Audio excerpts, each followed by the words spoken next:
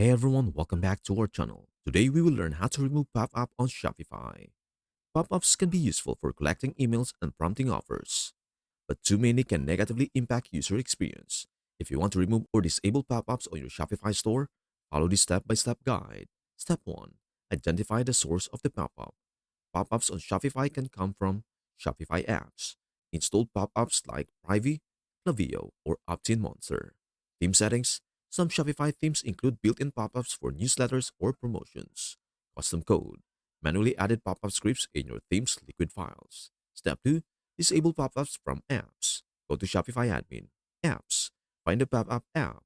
Example, Privy, Clavio. Open the app settings and turn off or remove the pop-up feature. If you no longer need the app, uninstall it to prevent any leftover scripts. Step 3. Remove theme-based pop-ups. Go to Shopify Admin, Online Store, Themes. Click Customize on your active theme. Navigate to the pop-up or newsletter section, varies by theme. Disable the pop-up or delete the content from this section.